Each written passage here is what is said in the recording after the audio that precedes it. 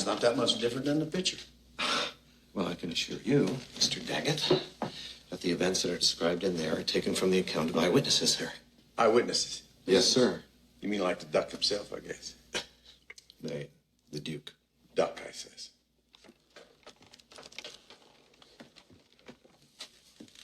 You have insulted the honor of this beautiful woman, Corcoran, said the duck. You must apologize. But Two-Gun Corcoran would have none of it. And cursing, he reached for his pistols and would have killed him.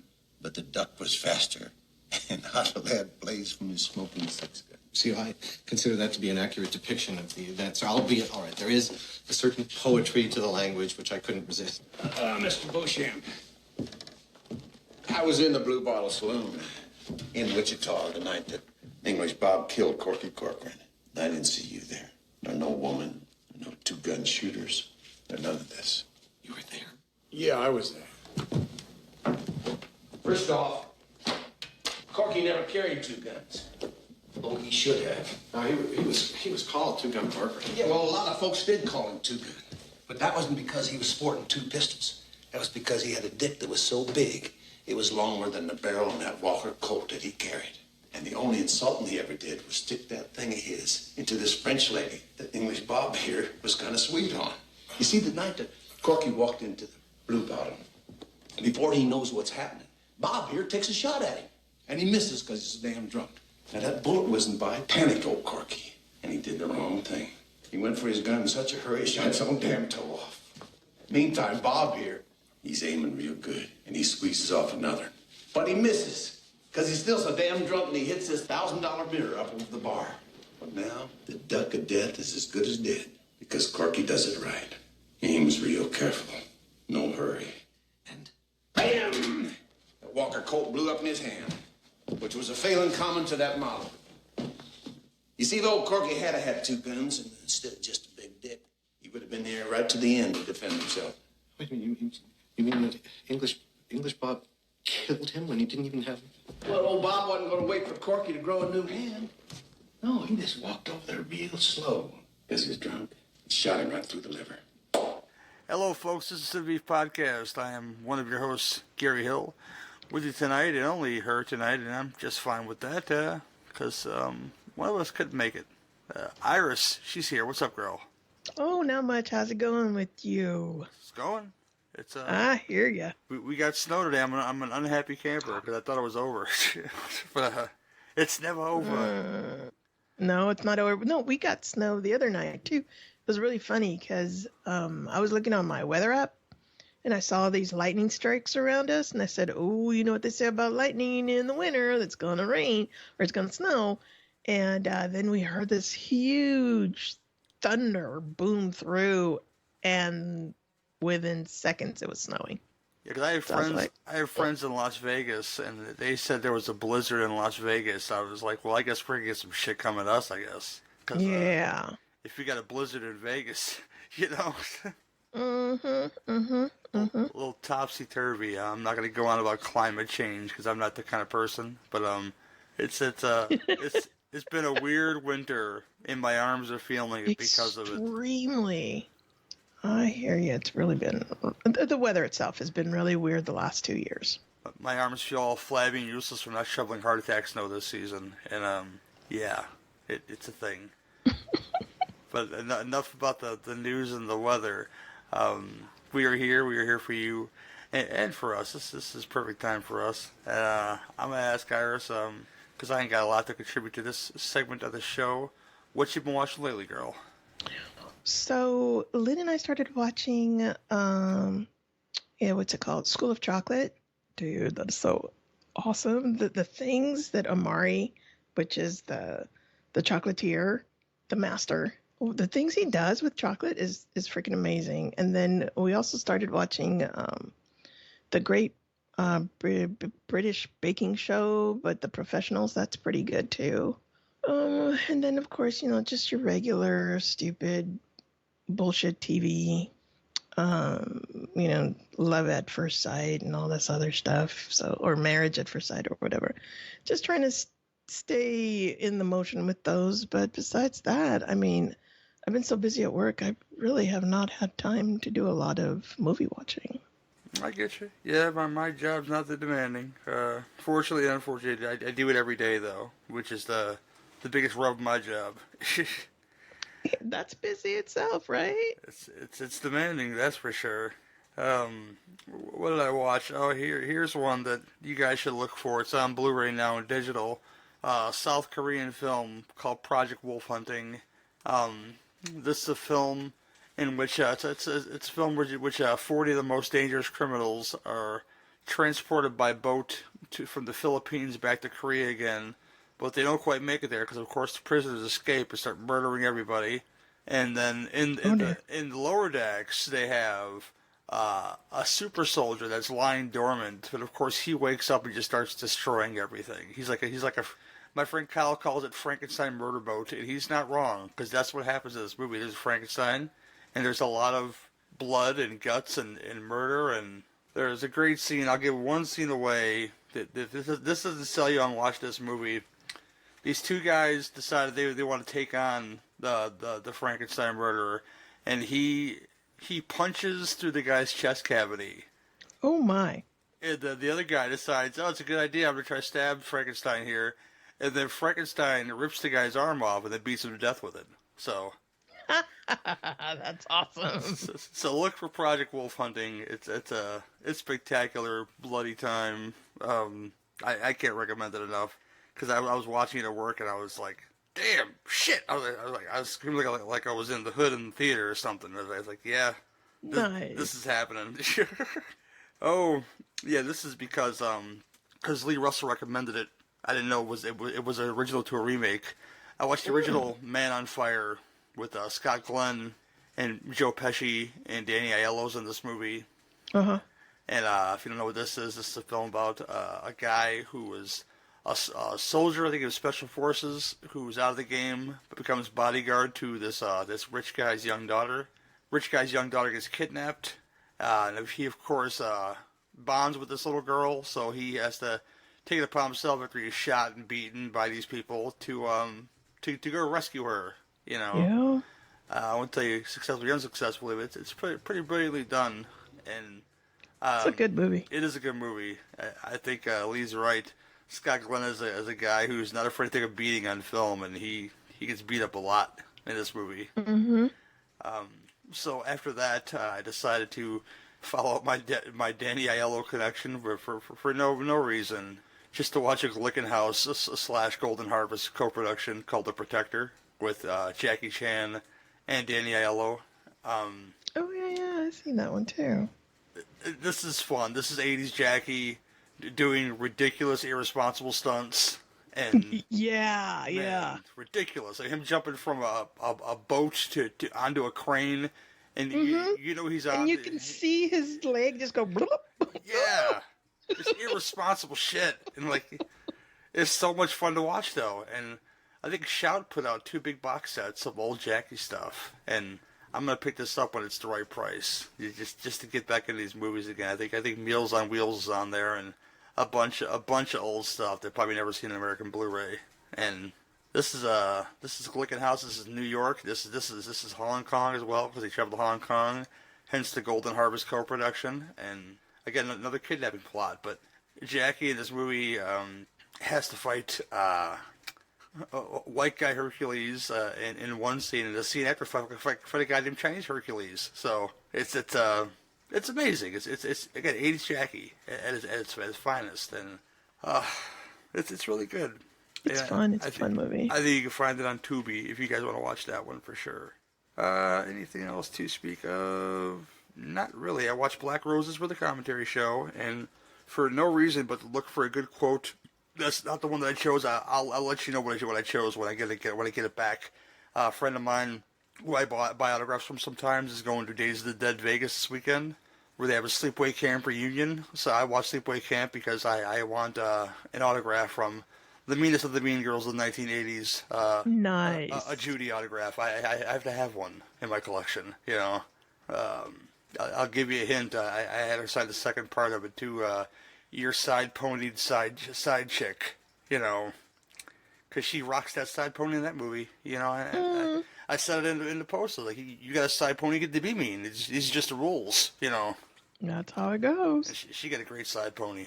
But I digress, though. My obsession with Judy's side pony and whatever whatever that girl's name was, and I think the only one that tops that is the daughter in Alone in the Dark, because it's like multicolored and crimped. Her side pony.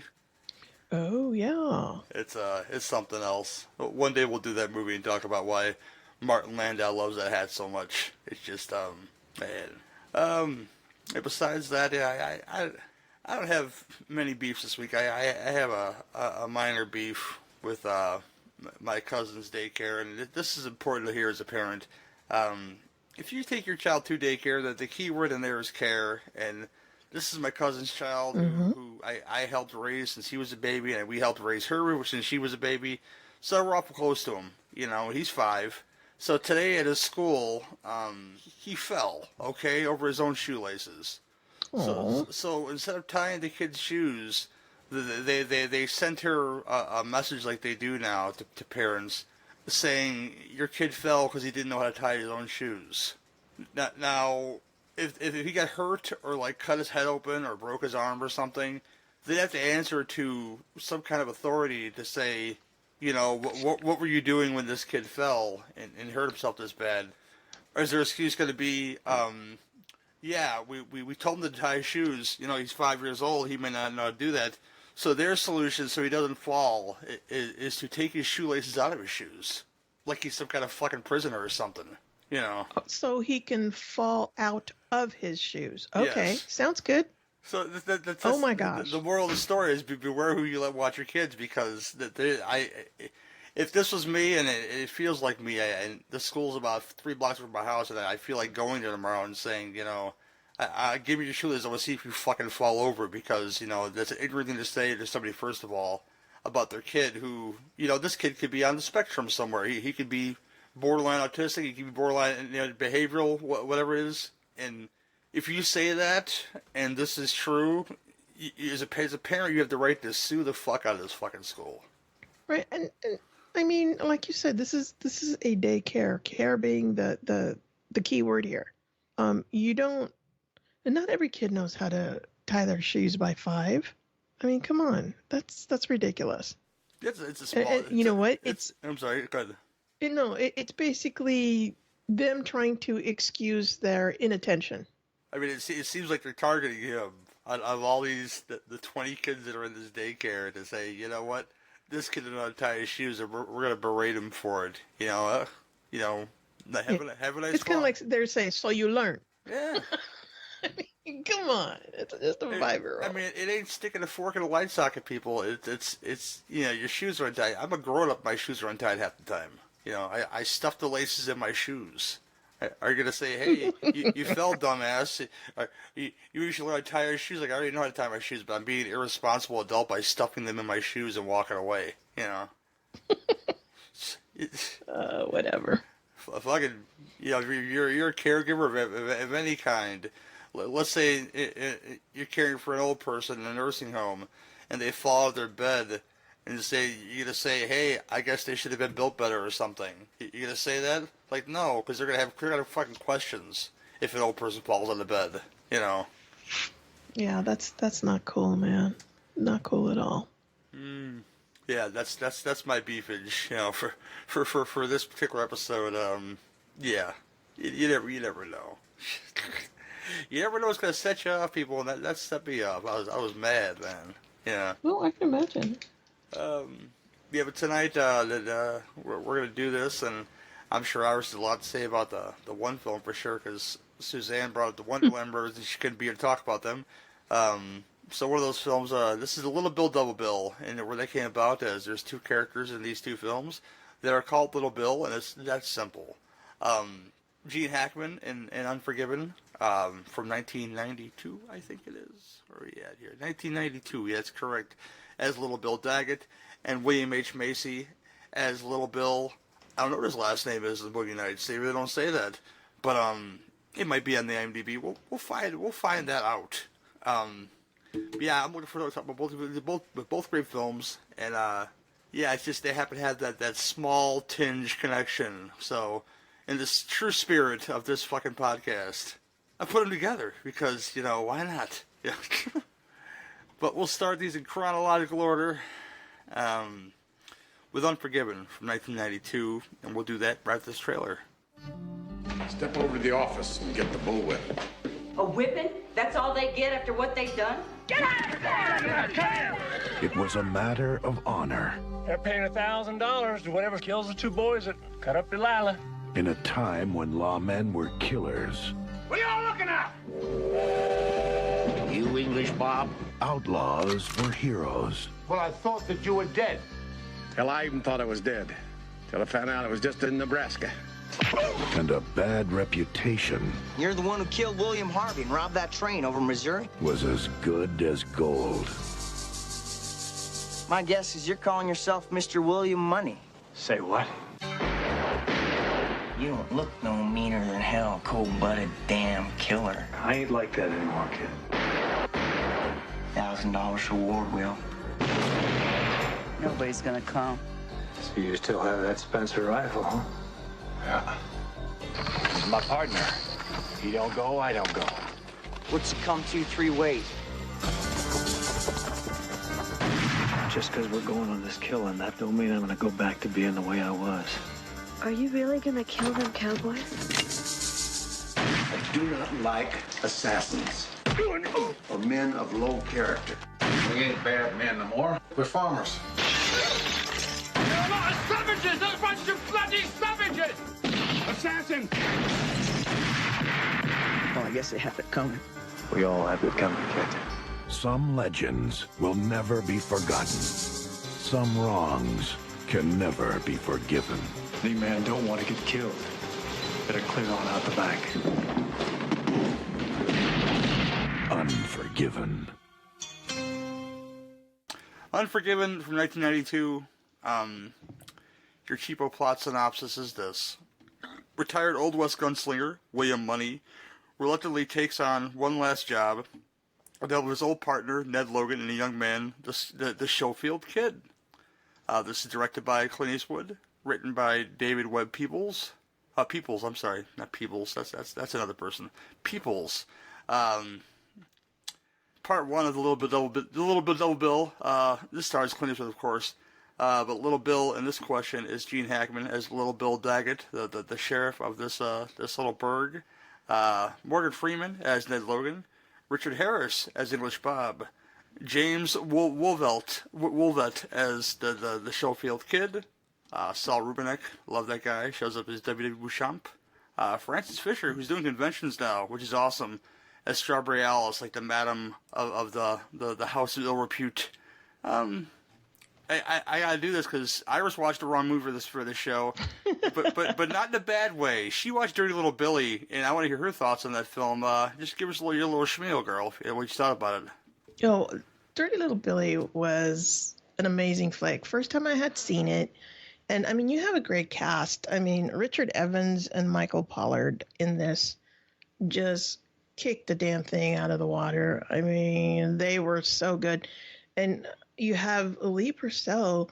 I did not know it was Lee Purcell because she looked so shitty in the movie until I saw the cast and I was like, fuck, because she is a gorgeous woman, right? I mean, come on.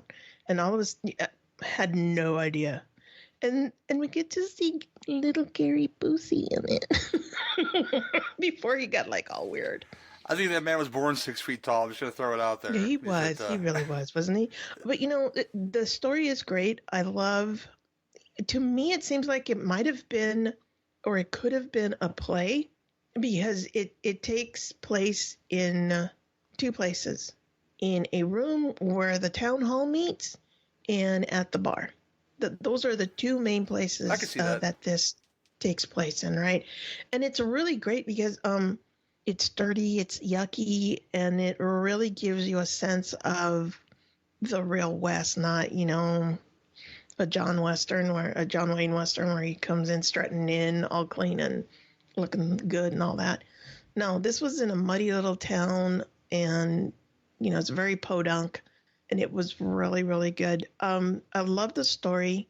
It was more of Billy the Kid as some punk ass whiny boy before he, really made a name for himself. The first time he handled a gun and all this other stuff. So yeah, he was basically I don't want to say a bootlick, but a very yes man sidekick in this. And being that he was more of the second character in this, I'm surprised that the movie was called Dirty Little Billy. But I guess the whole nuance of the thing is how somebody took him in and kind of brought him up in the life of ill repute. So I can see where the name came in, but I was thinking he was going to be more of a main character than anything else.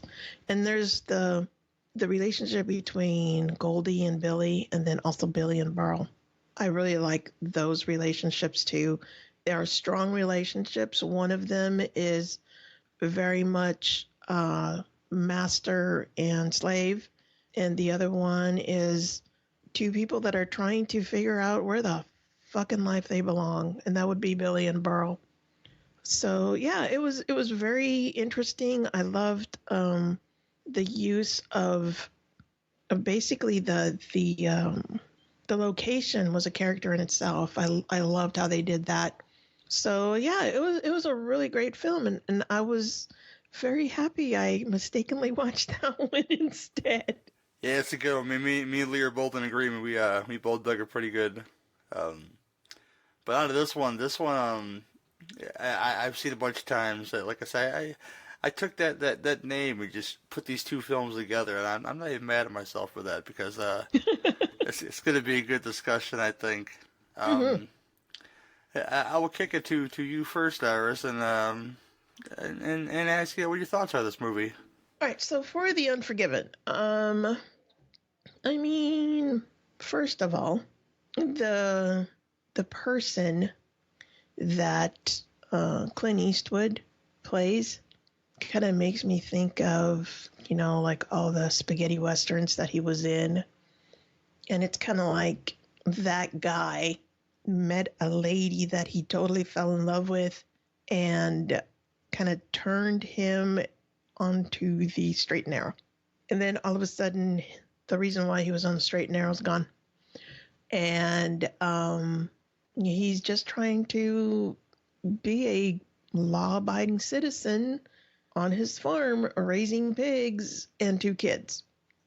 So I like that part. But then after that part, it becomes your run-of-the-mill, this guy used to be a gunfighter, and now he has to come out of retirement because, either he needs money or there's revenge that he needs to do. And that's where I kind of start losing it. But the writers for this, David Webb Peebles, he did a good job, because he kind of grabbed me back when, they go into town and, little Bill kicks the fuck out of Will Mooney. He just tears him up, kicking him around and all that, while the other two kind of run away. So that's when I started getting interested. I was like, oh. And then when you find out that the little motherfucker Schofield kid, who's trying to be like Mr. Big Man, who really isn't. Well, can we spoil this? No, oh yeah, this is okay. Yeah, it's fine. Yeah, I mean, it's like 19 something, right? Or 2004. Yeah, we can spoil that. Okay, so the Schofield kid who had been, talking big and everything, first of all, can't see any further than 50 yards. And, boasting that he's a killer and he had killed 5 men already and blah, blah, blah. The person that he killed was the first person that he had killed ever. And the kid was already having some major PTSD after he had done it. The characters, the way they are developed, and the way, you start kind of get emotionally involved with them, especially between the relationship between Will and Ned. Ned is another great character in this, because again, another guy who got put on the straight and narrow, and he is now a farmer. But they wanted to do, it's kind of like they wanted that one last bravado, right? That one last standing ovation, like, yeah, bad guys, villains, yeah. So both these guys agree to go with this kid to do what they needed to go do. But it just, like a typical Western, somebody got caught, somebody got killed, so then somebody else has to go take revenge. I was surprised, very much so, that both Will, well, I was surprised that Will didn't get killed. Let's just say that at the very end, when he goes in there and he's like, bam, bam, bam, bam, bam, and gets everybody. And I'm sorry, but nobody in that place could shoot because the man wasn't that far from them and they still couldn't hit him. But whatever. He does manage to kill, the bad guys and the supposed bad guys in this and all that. And the whores get their revenge that they wanted. And he basically walks away from the town and he's good. I was like, well, that's a real surprise because I thought that he was not going to go off riding into the sunset. I was pretty much thinking that he was going to get shot in his back as he was riding away or something, but he wasn't. And so that was a very nice surprise for me. I really liked the first time I watched this movie. It was in the movie theater. And I was very, very surprised it didn't happen. I really, really liked this movie. Soundtrack is beautiful. The scenery is fucking gorgeous. The very beginning, the sunset and a guy digging a grave, and it's all silhouetted. I mean, that is just fucking beautiful. And it ends the same way, with him basically laying flowers at that grave. It's just gorgeous. Just fucking gorgeous. And I mean, it all really comes together in the end, and I was really happy it gets tied up. I think it had been, I don't know, maybe about 10 years since I saw this movie last. I'm kind of glad I watched it again because it kind of reminded me of all these things that I really, really liked. I mean, it almost reminded me of like, one of those early Japanese samurai movies, kind of like the Seven Samurai or something like that, just these guys getting together to take care of some ill will that was forced on someone, and this someone needed to be revenged. So that's what it kind of reminded me of. This was really good, and I'm glad that I watched it again. Yeah, like it was like first time, long time for me to revisit this movie, and I what you said before about it reminds you of like him playing one of his characters from before that possibly had settled down or retired, took a wife and took children. The way he talks about, the way people talk about him, he's done some bad stuff in his past as far as like destructive things. So it's almost like he was one of the guys that Blondie might have been chasing, for the bounty. Oh yeah, that was a real bad dude. So it's like almost like the exact opposite of his character, but this character lived through this, and like I said, took a wife and he had children. So this wife made him level, made him a better person as far as he's got to go back to his wild and wandering days of killing people. And supposedly, I think they mentioned like one of his major things was I think it was blowing up a bridge and just killed children and women and blah blah blah. Yep. I think it is, but they don't really go into the deep history of all the bad stuff he's done. But his friend, Morgan Freeman character, knows what he's done, and the whole thing is he doesn't want his kids to know what he's done in the past, because that's between him and his wife, and that's kind of great. But this cast though, Little Bill, Gene Hackman, he's kind of like I can't even read this character. It's kind of hard because he's this hard-nosed dude, but at the same time, he's kind of like pompous at the same time to where he takes English Bob, who's there to collect this bounty, because the whole crux of this movie is Frances Fisher, who's the madam, runs the whorehouse in town, and one of these bad men of the sheriff's, one of his deputies, cuts up a prostitute in their place and beats her up real bad, and they decide they're going to gather their money together for a bounty for this asshole, and this is where Clint Eastwood and Morgan Freeman and the Schofield kid come into play.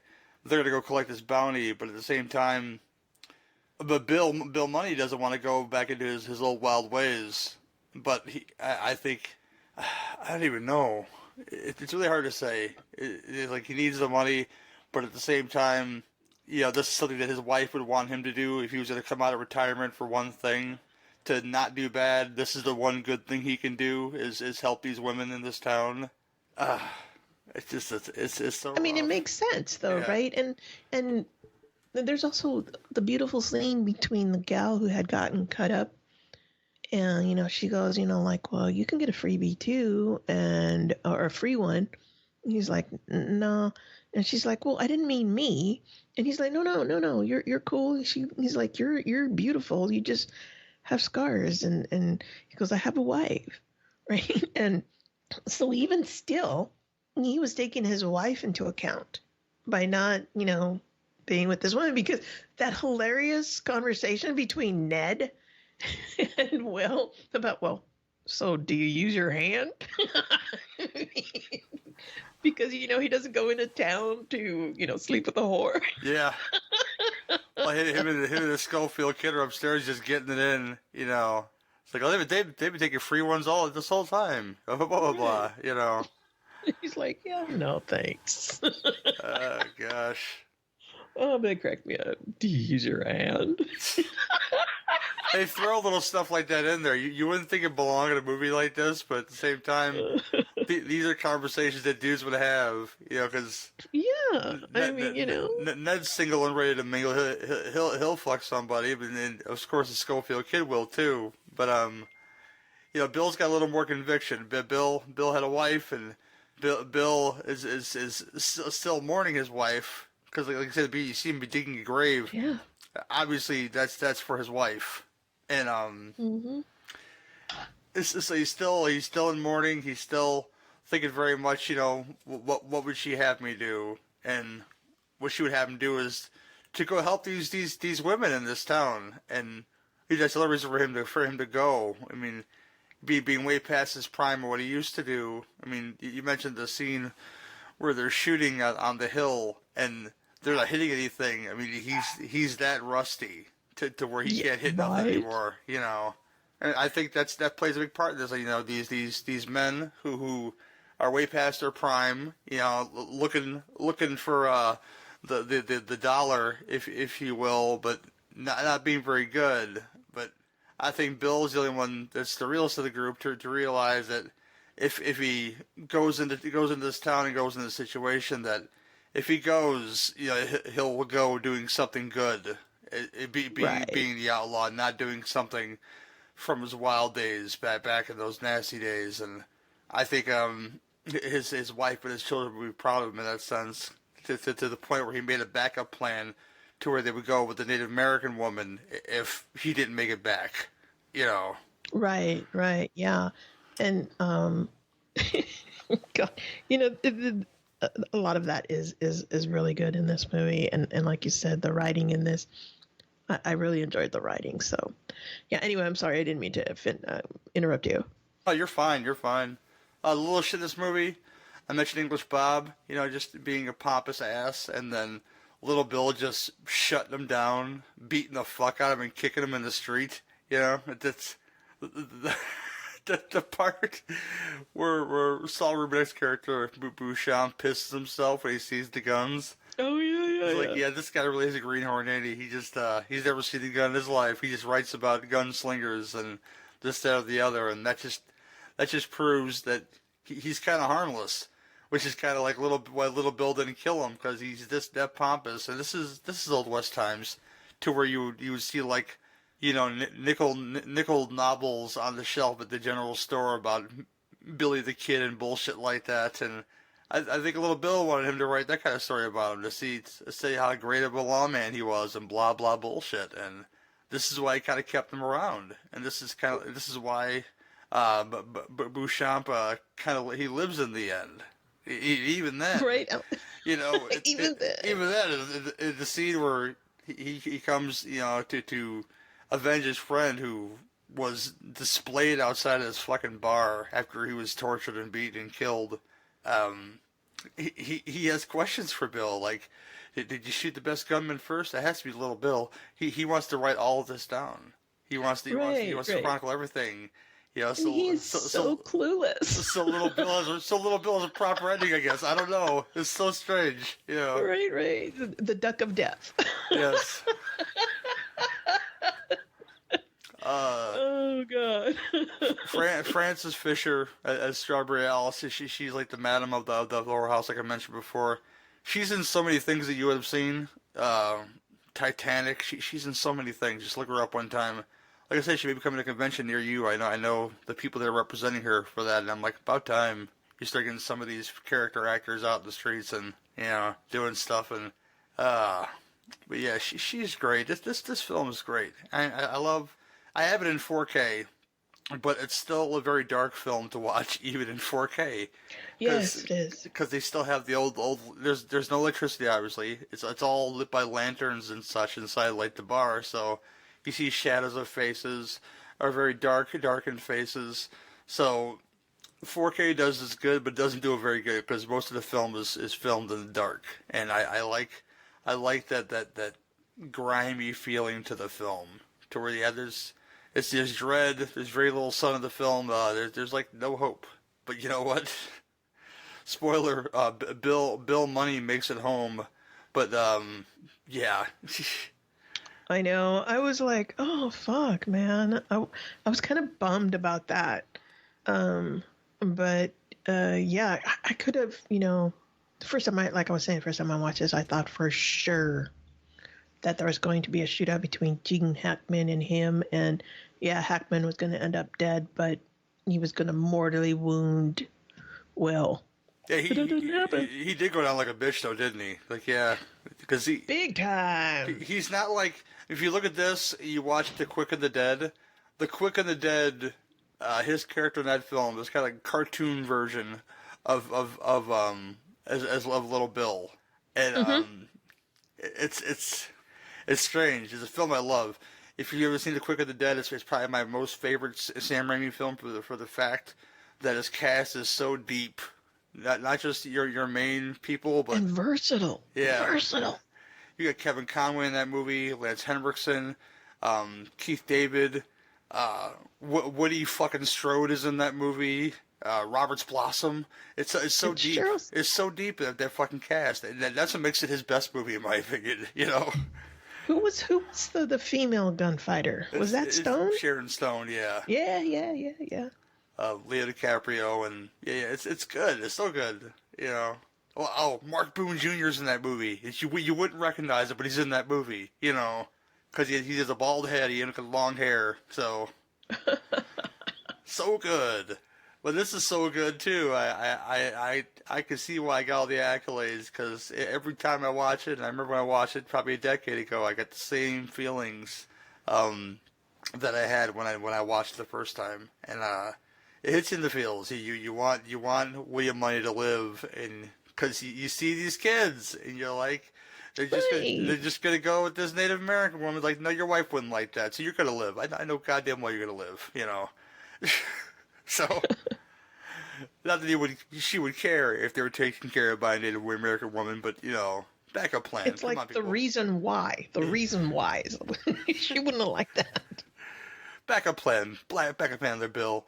I dig it though. There's a lot to talk about, but it's a very simplistic film. I mean, you got the men, you got their past, you have the mission, and the mission they accept, and bloodshed, and the prostitutes win, the ladies of the evening win. Iris, anything else I'd like to say about the film? What do you give it 1 to 10? Just one more thing. Bill Hackman character, I think he was just a guy who was trying to do the right thing, right? And just telling these two cattlemen that, just bring back a couple of horses because you ruined his property, so you have to give up some of your property. And I think this is where Strawberry like, fuck that. We are not property. We are people. But if you think about it, back then, the mentality was women were property. You know, you couldn't vote, so, and you couldn't own property by yourself and all that. So you were a piece of property.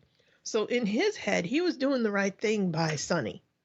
But the women were like, fuck this guy and fuck that guy, you know? So he was just trying to do the right thing. And so when, you know, English Bob comes in, he kicks the shit out of him and, you know, says, you know, example for everybody else. And I think he was trying to send a message to the women also, like, don't push this because it's going to turn out bad. Oh, because he knows they called for somebody to come do this at some point in this movie. Yeah. Because I think Sonny comes to see him and goes, dude, these women are saying they have money, and they put a bounty on the two guys that cut up, you know, the other gal. And he's like, yeah, well, you know what? They don't have that kind of money, which they did. You know, bless their hearts, their little cunnies, but whatever. So, yeah, I think he was just trying to do the best he could for that town, but just in a very misguided way, I guess. I don't know. But, yeah, I mean, everybody in this is wonderful. It's great. The writing is amazing. And if you didn't know, there is a Japanese movie by the same name with Ken Watanabe in it. And you should check it out because I have seen that one and it's really good. It's Samurais. That's why I was saying that this reminded me of Samurais. But anyway, I'm going to give this an 8 because I really, really enjoyed the writing. I enjoyed the story, even though I kind of got bored at it because I was like, oh, fuck, that's right. It's like this, like every other Western. But then it brought me back in and I got emotionally invested in the characters. And usually I don't do that with Westerns because, I mean, we all know how Westerns end. So, yeah, I'll give this an 8. Yeah, emotional experience for me. I got to say, I forgot to mention one part. The part after Bill Money gets shit kicked out of him, he's in the desert recovering, and he has his moments in a lot of these Westerns, and it just happens in a lot of Westerns to where, yeah, you think that the outlaw is down and out, and he goes and kind of has like this resurrection in the desert. It's a trope I love, and it happens in this movie. Except he just kind of sleeps. Jesus complex. Yeah, he just kind of sleeps for 3 days. Like, he gets really, really tired, and hey, took some medicine. I'm good to go now. He comes back a changed man. let's go kill Little Bill. I feel invincible right now. No, but good shit though. If you haven't seen Unforgiven, it's a wonderful piece of cinema, and it's hard for me not to recommend it. I dig it. Next up is something that completely different, and in a wonderful way though. Yes. We're gonna do Boogie Nights next, our second in the Little Bill Double Bill. We'll explain why next after this trailer. Everyone's given one special thing, right? Everyone's blessed with one special thing. I want you to know I plan on being a star. A big, bright, shining star. Eddie Adams from Torrance. Yep. Jack Horner, filmmaker. I make exotic pictures. In 1977, a kid from nowhere. Maybe think about your name. My name, yeah. Something a little pizzazz. Dirk Diggler. Good name. I like your name a lot. Had a dream of getting somewhere. Jack Horner has found something special in newcomer Dirk Diggler. So let me just pop in this 8-track, and you just give a listen and tell me what you think, okay? It was a time when disco was king. These are the ones. These are great. Yeah, those are really cool. Are they lizard? No, they're Italian. So you like my shoes? They're pretty cool. Sex was safe. Woo-hoo! Pleasure was a business. Cut. Terrific. Nice work. And business was booming. And the award for Best Newcomer goes to Mr. Dirk Diggler. Wow. Goodbye, 1979. Hello, 1980. Are you ready? But in 1980, Come on, you puppies! the party was over. You are fired! What? You're fired! You're fired! It's jealousy, it's deceitfulness, it's vindictiveness, but, I mean, God, what can you expect when you're on top? Oh, wait. Not this part. New Line Cinema presents a portrait of 2 decades.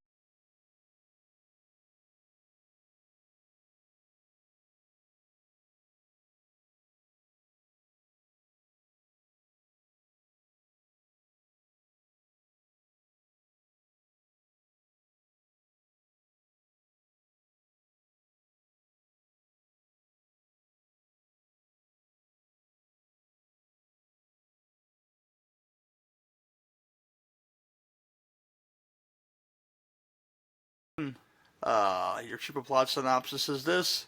Back when sex was safe, pleasure was a business, and business was booming. Not really true. An idealistic porn producer aspires to elevate his craft to an art where he discovers a hot young talent. This is written and directed by Paul Thomas Anderson. You may know him from his work in There Will Be Blood or Magnolia. I like one of those movies, not so much the other one. This stars Mark Wahlberg as Eddie Adams, a.k.a. Dirk Diggler, Julianne Moore as Amber Waves, Academy Award winner Burt Reynolds for this movie, I believe, as Jack Horner, Luis Guzman as Maurice, John C. Reilly as Reed Rothschild, Nicole Ari Parker as Becky Barnett, and yes, she is. That's I don't know, man, good stuff. Don Cheadle as Buck Swope, Heather Graham as the Roller Girl, William H. Macy as the greatest cuck on the planet, Little Bill, in this movie.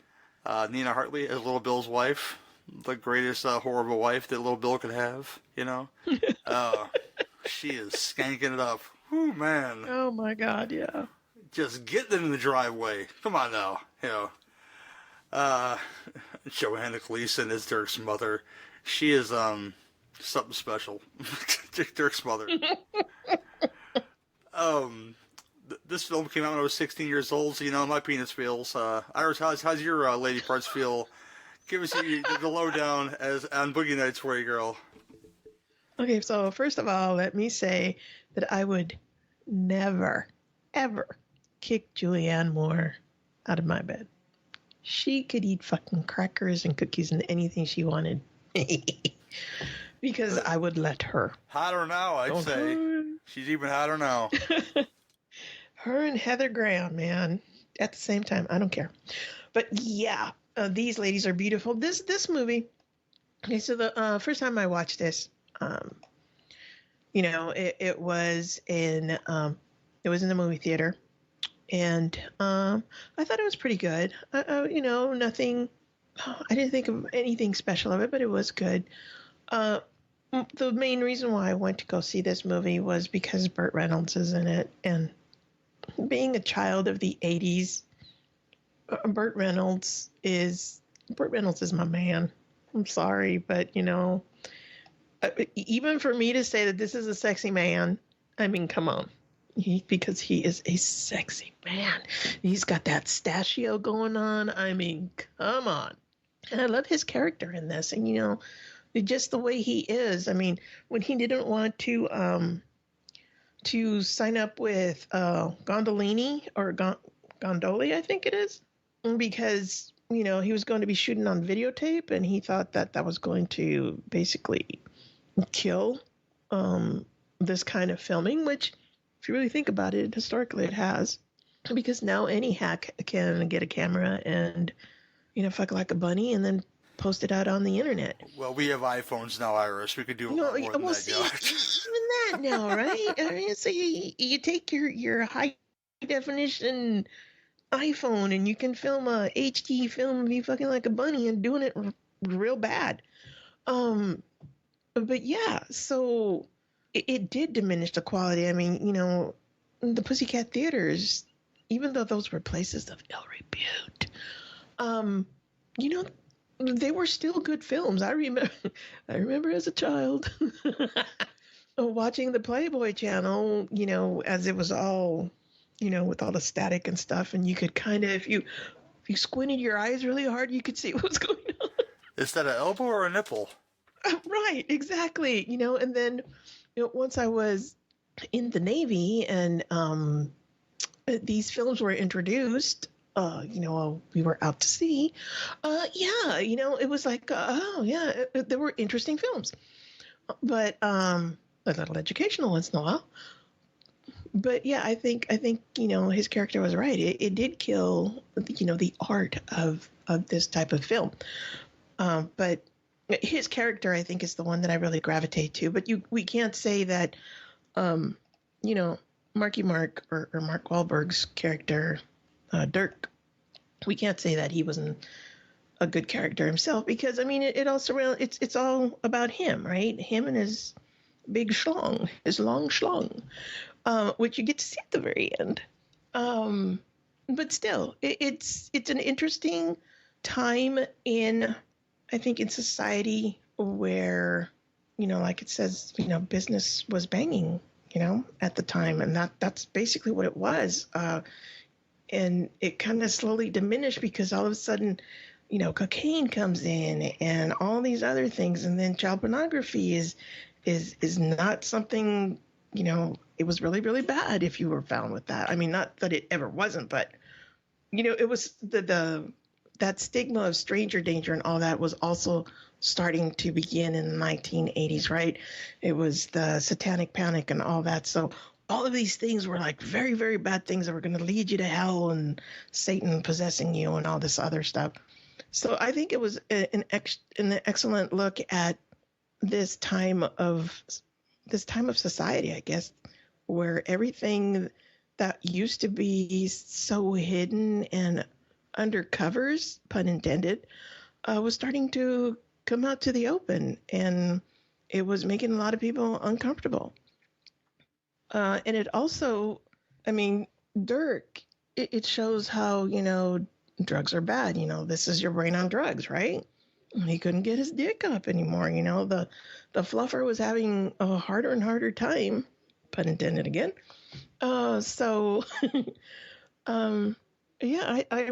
I like the story. I think it's really interesting. I like how they all kind of separate and they still continue to, they continue the story of Amber Waves, how her kids get taken away from her and all that. And then, Dirk is his story of how he wanted to become a musician, and instead they end up killing a drug lord or something. Well, he wasn't a drug lord, but so yeah, a local drug dealer. So I like I said, it's an interesting story. I think it's really neat, but I think the real draw for me was Burt Reynolds and the character he played. And in the end, I'd have to say that Jack wins, right? Well, yeah, Jack knew, all along. It's kind of like that Goodfellas, scenario to where, Paulie didn't want Henry Hill involved with drugs because he knew what drugs would do to people. So you would see Henry Hill deteriorate throughout the film and him doing less and less for him. But they have the whole breakdown scene in here to where Dirk's ready to go on. And it's one of Jamie's favorite exchanges in any movie. Like, I know where I'm, Jack. I know I'm at, Jack. I'm in the state of California. Whatever the line is, so I can't film you the state you're in. What state you talking about, Jack? The state of California? I know where I'm at, Jack. Here he says, and that's one of Jamie's favorite bits of dialogue, so I had to throw that out there.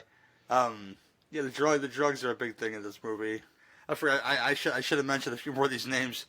Their buddy, when they're going to go get the drugs, is played by an unrecognizable Thomas Jane.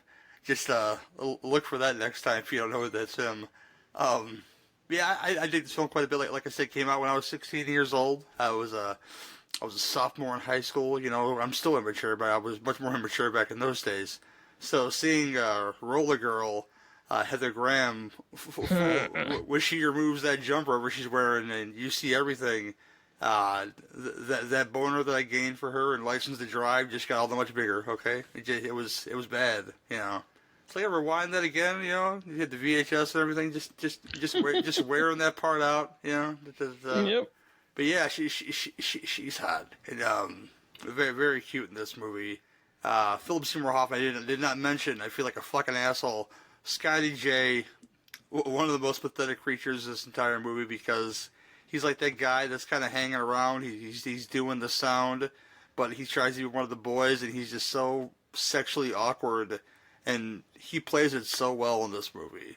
But you feel how pathetic he is. And you feel so bad for him. Yeah, it's really, man.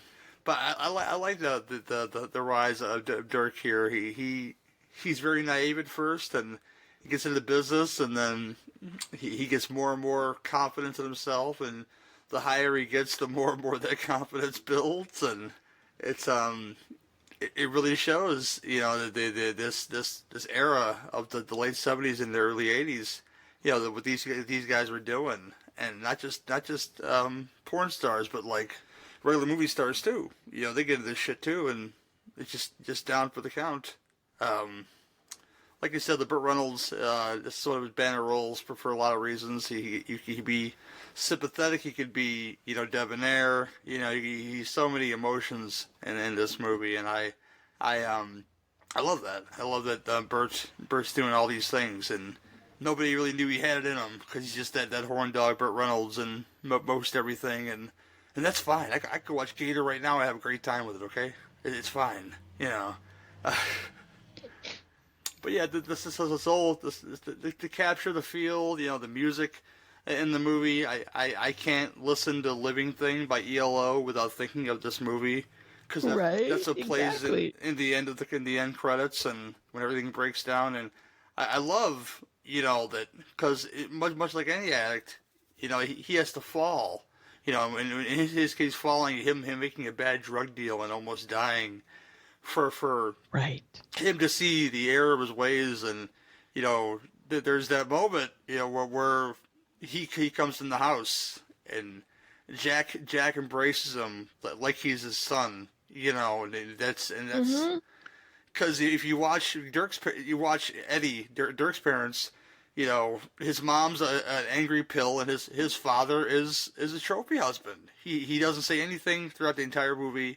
I mean, the mother makes a comment when he goes to try to be affectionate with her about hating that he didn't shave, and that's all she could say, you know, to her husband that's trying to be affectionate. Just a little bit affectionate to his wife, just a little bit, you know, a little good morning. She's like, you know what, fuck you didn't shave. Like, oh yeah, this is the kind of woman you're dealing with right here.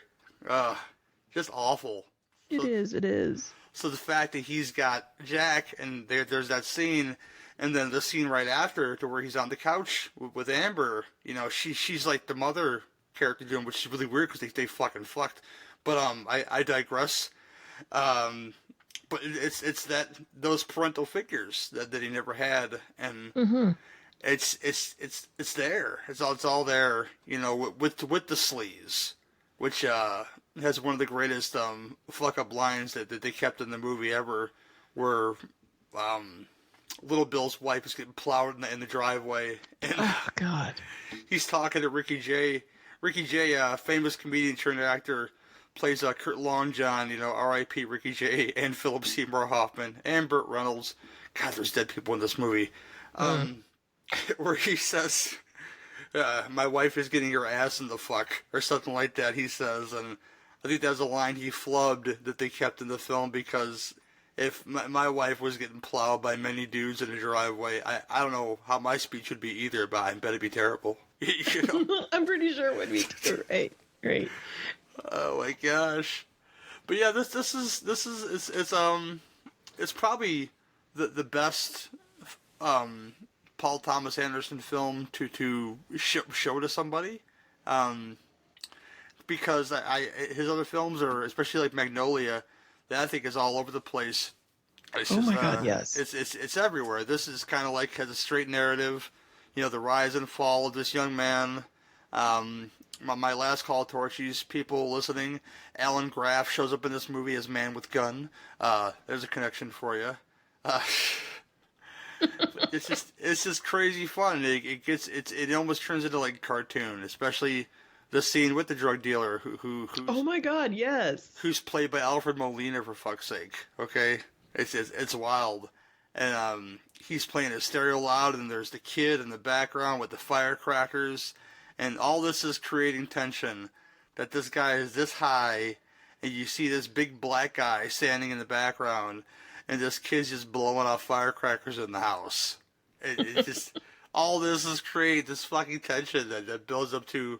Of course, you got that one guy, and if you hung out with some drug addicted people, and I've hung out with some people, I never traveled with them or anything, but I know these people. I've heard these stories. You always get that one guy that when you make the deal is like the wild card. And Thomas Jane is unfortunately their wild card because he knows there's money. He knows there's money in the house, and he wants it, man. You know. Oh, but no, like, stick to the plan, man. Stick to the plan. Exactly. He's not a big believer of that. He's got to be the wild card. But this movie, it's perfect. I mean, as a narrative, as a character study of many people in this movie. You know, Bobby J, I mentioned, it's just, they do so well at capturing this person. You want to know what the story is, but you know it's going to be fucking tragic. You know, like, what's the deal with this awkward dude? And then you'd find out, you'd be like, wow, I didn't need that in my life. You know, but it's just, so many things going on in this movie that are great, and they all fit together here, and I have nothing but good things to say about it.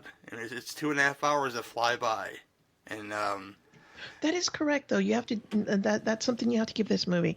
You don't feel like you have sat for 2.5 hours. It's the same thing with the other one. It doesn't feel like a movie that's longer than 2 hours because there are no lulls in it where you can get up and go get something to drink or something. You're engaged the whole time. I will say something about Little Bill in this movie. There was a point in the movie, and we're spoiling this. I don't care. Y'all have seen Boogie Nights. If people listen to this show, I hope you have. But really, if you haven't, what's wrong with you? Little Bill's wife's getting plowed in the bedroom at the New Year's party, and he goes, shoots her lover, and then he kills himself. Now I love in the end of the movie, and then the climax of the movie, to where they're showing like the great tracking shot of Jack's house. That Roller Girl has just put up this beautiful painting of Little Bill. It's wonderful.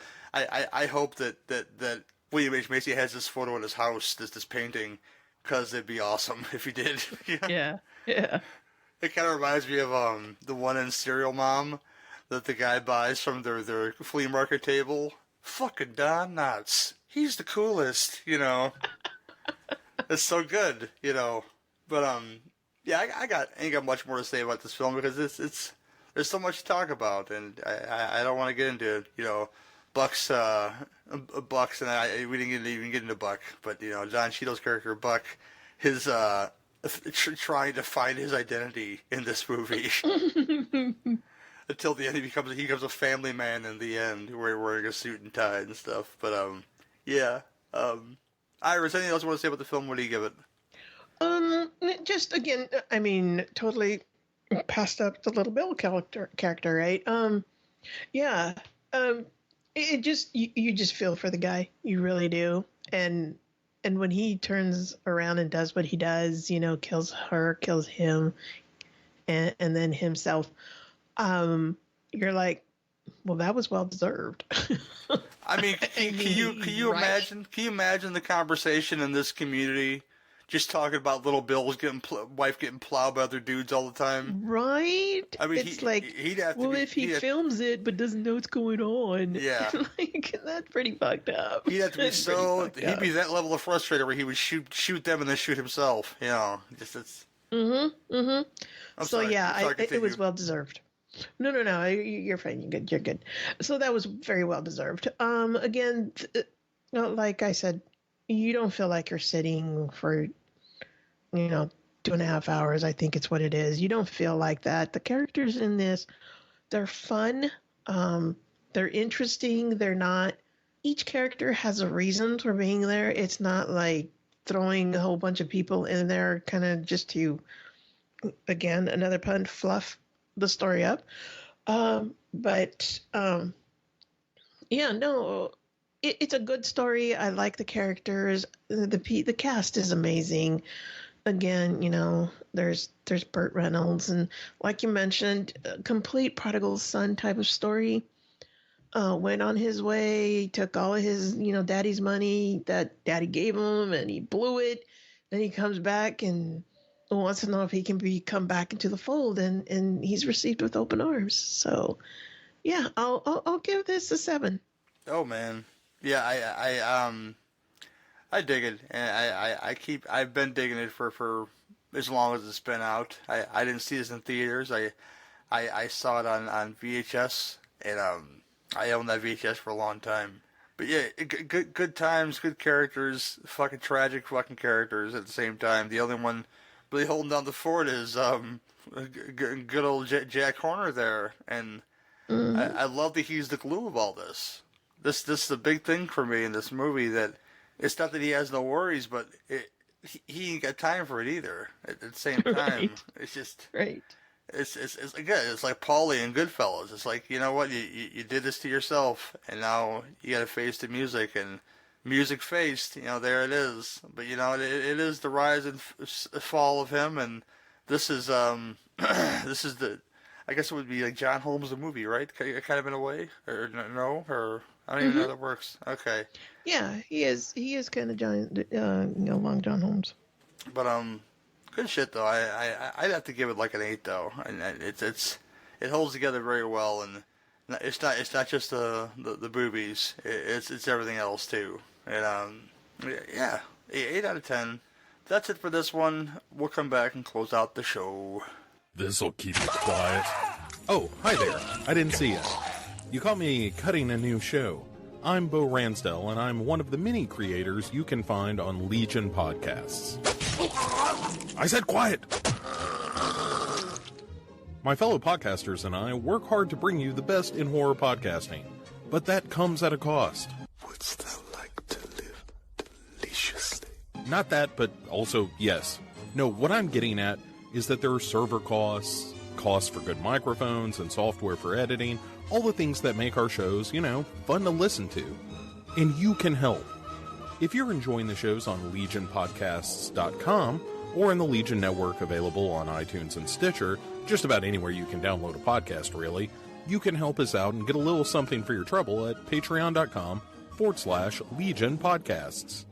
For just $2 a month, you get a pair of movie commentaries exclusive to Patreon, and for $5, you can also join us for a monthly screening of a movie. All of that available on patreon.com/Legion Podcasts. We appreciate it, and thank you for listening. Now, back to the cutting room. Iris, another one of the books, girl. I'm glad to be on this ride with you. Suzanne, I'm sure will be. Suzanne, I'm sure will be on the next one with us. Which our next full episode together. I think it's going to be one of two things, because we have this idea to do a tribute to two of the greatest bombshells of the 60s and 70s have passed away. Stella Stevens and Raquel Welch. So we're going to do a tribute show to those two. We're going to follow through on this. And, yeah, films that you may not have heard of before, which are going to be a lot of fun. But after that, we our show in the K. I know Iris is very excited about this. I'm sure Suzanne is too. Two bipedal animal movies, if you will. I called it "We're So Horny." We're going to do The Howling and Sleepwalkers with the cat-wear people. And I'm so excited. They're just so horny in those movies. So it's called "We're So Horny" because I'm so mature, people. That's all it is, These puns don't write themselves, people. I know. This episode is full of puns. Yes, it is. Mike Murphy would have his finger on the button for that boing sound, for Iris there. Just he's so fun. Oh my gosh. But yeah, all this stuff. Go join the Legion Patreon. Go join the Butcher Shop Facebook group. If you haven't checked that out yet, go look for the Fleas and Flicks charity auction event page. I've put it up. I've started to post some items on there that are going to be up for auction. That is happening March 18th and 19th. That's a Saturday and a Sunday. How this works is you go there. I put the items up. You bid in the comments section, and this is not a thing to where you could, if you're in England, you know, you won't be able to bid on things. You just go in there and bid in the comments section. If you're willing to pay for shipping, I'll ship to fucking Australia if you want me to, okay? But all the proceeds go to the South Suburban Humane Society. It's a no-kill shelter in the south suburbs of Illinois. They do great things there. They are full up a lot, which if you're an animal lover, go adopt, don't buy. Go do that, because there's a lot of babies in that home looking for a home. A lot of senior dogs looking for a possible foster.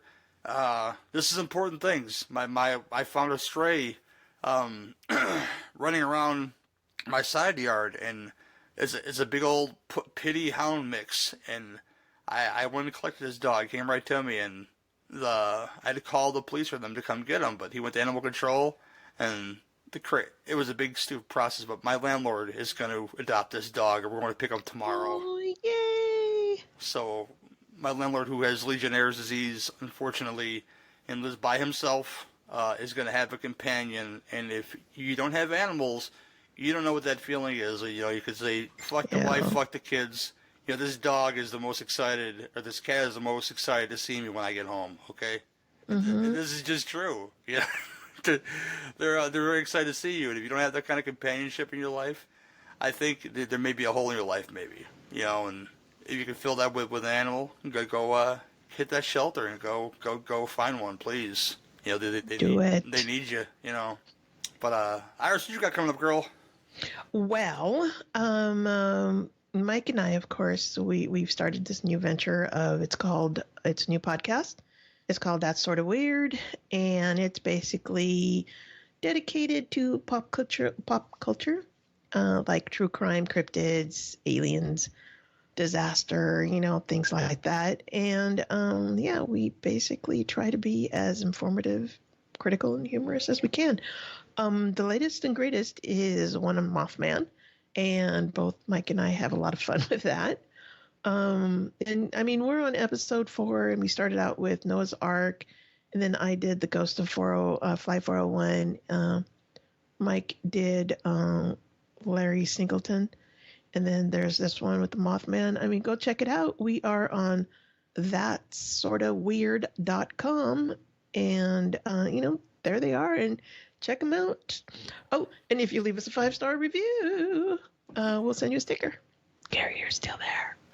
I have made stickers yet for this show, but if you leave us a 5-star review, go look for the Butcher Shop on your podcast feed and your Apple Music or wherever you go on. We'd appreciate that. I've been doing it gradually for my different friends because I have an iPhone now. Not willingly, but it makes it easier now more than ever to leave somebody a 5-star review on Apple Podcasts. So, and it really does help. Yeah. So for those people, you're welcome, I guess. You know, I mean it out of love. And we record Torchies next week. We're doing Johnny Handsome, which is a Mickey Rourke joint. That's the next one up in the Walter Hill Oeuvre. And with that, for the Patreon show, we are doing Mr. Sardonicus, which is a William Castle joint.